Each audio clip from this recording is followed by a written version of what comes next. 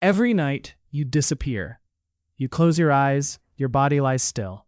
Your room goes quiet. And then, somehow, your brain builds another world. A world where you can fly. A world where dead people speak. A world where your school is also your house. Your boss is also your cousin. And for some reason, you are late for an exam you never studied for.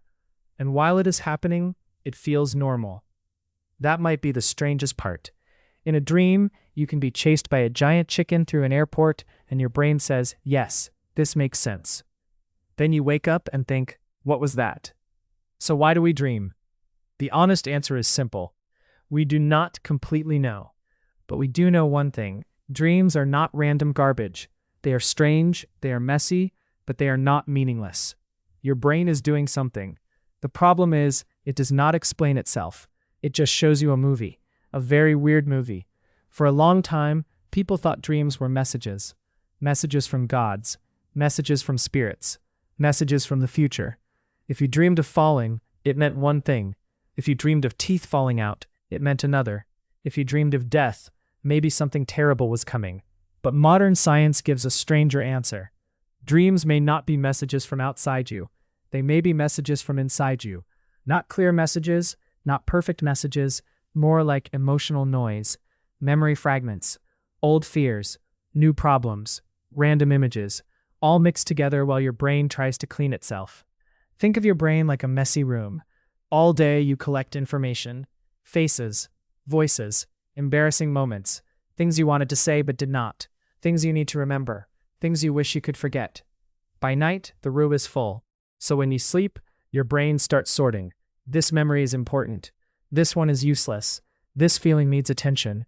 This fear is still unresolved. This problem might come back tomorrow. But your brain does not sort things like a computer. It sorts things like a storyteller. So instead of saying, you are stressed about work, it gives you a dream where you are running through a building with no doors. Instead of saying, you miss someone, it brings them back for one more conversation. Instead of saying, you feel unprepared, it puts you in a classroom with an exam you forgot existed. Dreams are not always literal. They are emotional. They speak in symbols, not because magic is happening, but because your brain is built from memory and feelings are messy. One theory says dreams help us process emotions. During the day, something happens. Maybe someone ignores your message. Maybe you make a mistake. Maybe you feel embarrassed, angry, jealous, or afraid.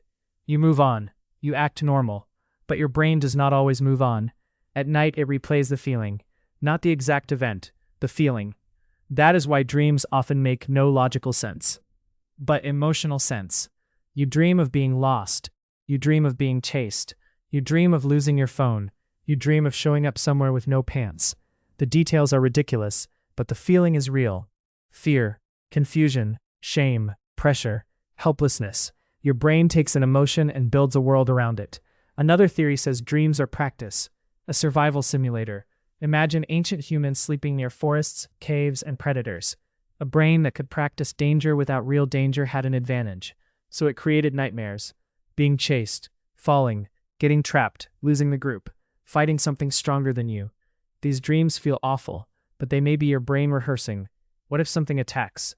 What if I am alone? What if I lose control? What if I cannot escape? A nightmare is like a fire drill created by a terrified brain. Annoying, scary, but maybe useful. This may be why so many dreams involve problems, not peaceful walks, not relaxing dinners. Problems. You are late, you are lost, you are chased, you cannot speak, you cannot run. Your teeth fall out, your car will not stop. Your brain seems obsessed with things going wrong, because a brain that ignores danger does not survive very long. But dreams are not only about fear. They may also help with memory. When you sleep, your brain strengthens some memories and weakens others. It connects new information with old information. This may be why a problem can feel impossible at night, then easier in the morning. You did not consciously solve it, but your brain kept working, quietly, behind the scenes. This is also why dreams can be creative. In waking life, your brain follows rules. This is a chair, that is a dog. This person is your friend. This building is your office. But in dreams, the rules loosen. A chair becomes a boat. A dog starts talking. Your friend becomes a stranger. Your office turns into a jungle. The brain starts connecting things that normally stay separate. Most of those connections are nonsense. But sometimes, nonsense creates something new. A dream is your brain remixing reality, taking old pieces and building strange combinations. That is why dreams can feel like madness, but also like imagination without limits. Still, there is another strange question. Why do dreams feel real while they are happening? Why don't you stop and say, wait, this makes no sense? Because the part of your brain that checks logic is not fully in control. Your inner critic is asleep, the security guard is gone, so the dream world gets away with everything. A staircase leads to your childhood bedroom, a dead relative is alive again, you breathe underwater.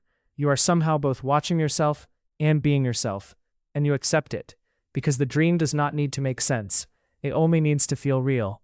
That is the secret. Dreams run on emotion, not logic. If the emotion is strong enough, the story feels true. This is also why waking up can feel so strange. For a few seconds, two worlds overlap. The dream world fades, the real room returns, your brain has to reload your life, your name, your bed, your body, the year, the fact that you are not actually late for an exam, probably. And then within minutes the dream disappears. You try to remember it, but it falls apart, because dreams are fragile. They are not saved like normal memories. They are more like smoke. The more you grab, the faster they vanish. But some dreams stay, usually the emotional ones. The nightmare, the dream about someone you miss, the dream that felt too real, the dream that leaves you quiet for the rest of the morning. Those dreams stick because emotion is blue. The stronger the feeling, the stronger the memory. So what are dreams really? Maybe they are not one thing. Maybe dreams are many things happening at once. A memory cleaner, an emotion processor, a danger simulator, a creativity machine, a broken movie generator, a mirror that shows you what your waking mind is too busy to notice. But dreams are not perfect truth. You should not treat every dream like a prophecy. If you dream your friend betrays you, that does not mean they will. If you dream you fail, that does not mean you are doomed. If you dream something terrible, that does not mean the universe is warning you. Most dreams are not predictions. They are reflections. Reflections of stress, desire, fear, memory, pain, hope, and random brain activity, wearing a costume. Your dream is not always telling you what will happen. Sometimes it is just showing you what you feel, and maybe that is enough. Because every night, while you think you are doing nothing, your brain opens a secret theater. It brings back the dead, it bends time, it creates monsters, it invents worlds, it scares you, it comforts you, it shows you things you forgot. And then, just before morning, it burns most of it away. You wake up with only pieces, a face, a hallway, a sentence, a feeling. And maybe that is what a dream is. Not a message from the future, not meaningless noise, but your brain whispering in a language older than words, a language of images, fear, memory, and emotion. Every night you leave reality, and every morning you return. Most of the dream is gone, but something remains, a strange feeling, a hidden thought, a piece of yourself you did not know was still awake.